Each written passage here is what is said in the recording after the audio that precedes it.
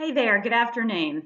Today we'll be reading Chapter 9 of Fame and Glory in Freedom, Georgia, and have a little challenge of a hot question today. So we'll see who's up for it. Chapter 9, Cable, Censor, Collapse, Compile. Me and Harlem were moving right along. When Ray didn't have a customer, which seemed like most of the time, if you ask me, we studied at the tattoo parlor calling out words to each other from Miss Delphine's dictionary. Then I took Harlem's notebook home to study the words I'd missed. Harlem had only missed one word so far, cantaloupe. I'm sorry to say that when he missed that word, I couldn't help but bask in the thrill of it, jumping up and hollering, "Wrong, you got it wrong, that is wrong." Harlem had looked like he had just sat on a bee, surprised and in pain, all wrapped up together. And I felt sort of bad that I hadn't been calm and patient like he was for every one of the 100 times I had missed a word. But I guess that was the difference between me and Harlem. It seemed like a day didn't go by that I didn't marvel over how smart Harlem was. I couldn't understand why he wouldn't hardly say a word in school, why he just sits there and gets laughed at and acts like he don't know what's going on. So one day, I just up and asked him, "How come you let everybody think you're dumb when you're not?" His face got red and he said, "What do you mean?" "I mean like today when Miss Moore wrote those sentences on the board and she asked you to say which words were adverbs." I sat in the back of the room near Harlem and I had seen all those faces smirking back at him. I had watched him slump down in his desk and shrug his shoulders. And I had known that if anybody in that room knew an adverb from a noun, it was Harlem Tate. Now I watched his face and tried to read his thoughts, but I couldn't. "I don't know," he said. Harlem sure was a puzzle. The day we started on the F's, Ray got a love letter. I knew it was a love letter because it reeked of perfume. "P.U.," I said, holding my nose for effect. I could smell that love letter from here. I fanned my other hand in front of my face. Ray grinned. "Is that from Sue Ann?" I said. "Nope, Wanda Billingsley." "You ever been married?" "Twice." Ray tucked the letter into his shirt pocket and popped open a soda. The first time because I was stupid, and the second time because I was dumb. "Ray was married to Miss South Carolina," Harlem said. "Runner-up to Miss South Carolina," Ray said. "But Miss nag me to death and spend all my money in one day would have been more like it." Me and Harlem laughed. "You ought to meet Miss Delphine," I said. I wasn't sure what Miss Delphine would think about a man with a flying eyeball tattoo, but Ray was nice, and Miss Delphine had a way of looking through the outside of a person and getting right on in to find the good part inside. I gazed out the window and thought, wouldn't it be nice if Miss Delphine and Ray met each other and then they liked each other so much they got married.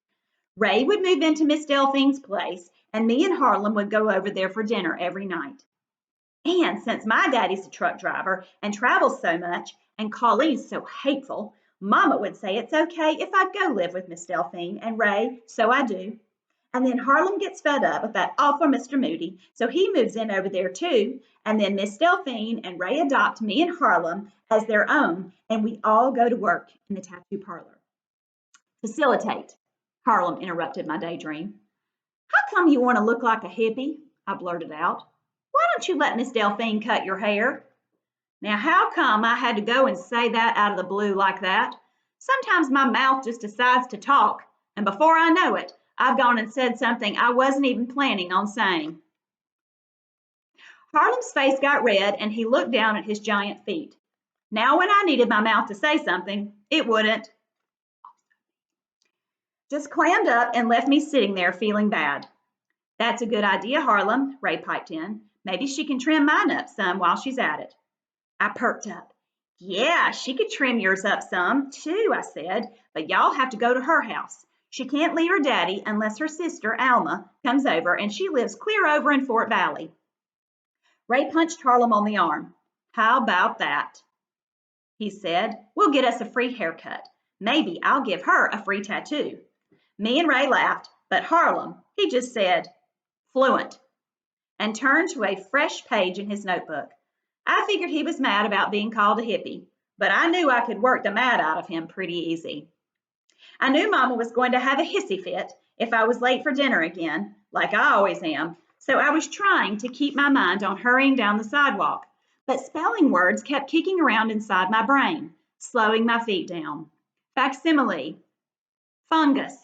How was I ever going to make it all the way to Z? That's what was on my mind as I headed home, and that's why I nearly jumped out of my shoes when I saw Mr. Moody stepping out of the bushes right in front of me, and I ran slap into him. Cans went every which way, rolling and clanging and spilling puddles of soda on the sidewalk. I waited to be yelled at, but Mr. Moody didn't say one word. He just started picking cans up off the ground and tossing them back into his bag. "I'm Bird," I said. "Remember me?" He nodded. His shirt was unbuttoned, showing his gray-haired chest and his sunken-in stomach with his ribs sticking out. He sure was skinny. And guess what he had hanging from a string around his neck? A radio. I couldn't get over it. A beat-up-looking radio held together with silver tape. "Harlem's a good speller," I said, helping him pick up the cans. Mr. Moody flung his garbage bag over his shoulder like Santa Claus with his sack of toys. I thought he was just going to walk away, but instead he said, "I never was one much for spelling." His wild eyebrows danced up and down like they were alive. "Me neither," I said. Mr. Moody turned to go. "I know where there's a bunch of cans," I said. He turned back and looked at me. His whiskery face was tanned and leather-looking.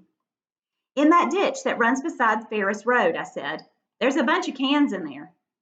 Mr. Moody's mouth twitched like it was just dying to smile, but it didn't. He nodded his head at me, then turned and headed off down the sidewalk, his cans going clang, clang, clang, clang in that bag. "This is Ray, and this is Harlem," I said with a good feeling in my stomach, because here I was with my 3 friends, and it seemed just like yesterday I only had one. That one being Miss Delphine, of course. Miss Delphine thrust out a hand towards Harlem. "Nice to meet you, Harlem," she said. Harlem ducked his head in that way of his, like he wished he was short instead of taller than Miss Delphine. "Nice to meet you," he said. I knew he needed some time to warm up. Then Miss Delphine turned to Ray and did the same thing, shaking hands and smiling, and old Ray, he looked like he just floated through the pearly gates of heaven. Miss Delphine was wearing that fluffy white sweater that I love and the blue jeans with the shiny silver studs down the sides. If that red-eyed snake crawling down Ray's arm bothered her, she didn't let on. But I was kind of relieved to see that Ray had buttoned his shirt all the way up so that flying eyeball wasn't showing. "Who's first?" she said, waving her arm toward the kitchen chair she had put on a sheet in the middle of the living room. Ray nodded at Harlem, and Harlem looked kind of pitiful, but he went on over and sat down.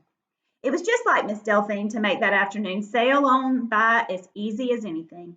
She talked on and on and on about one thing or another, and before even long, Harlem was rattling on about how his favorite sandwich is pineapple on toast and how he used to go crabbing down in Savannah because he has cousins down there.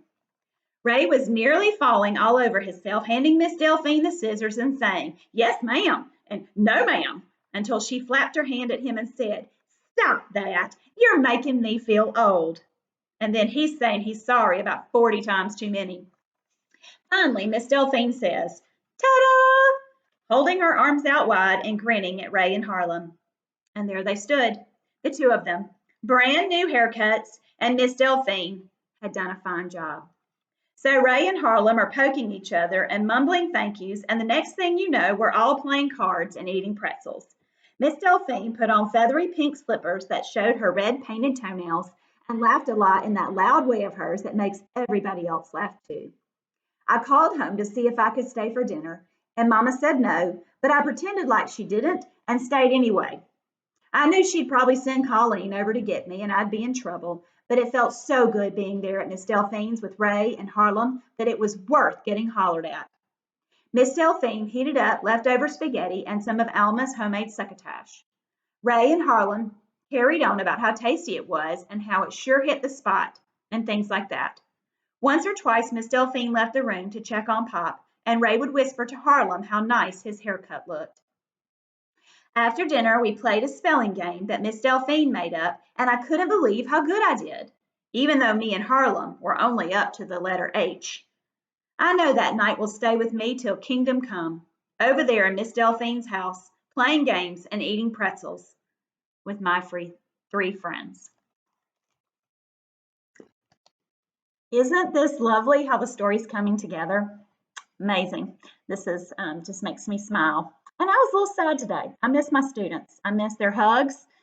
And I had to sit down and kind of make myself read today. And I'm just so glad that I did. I love this book.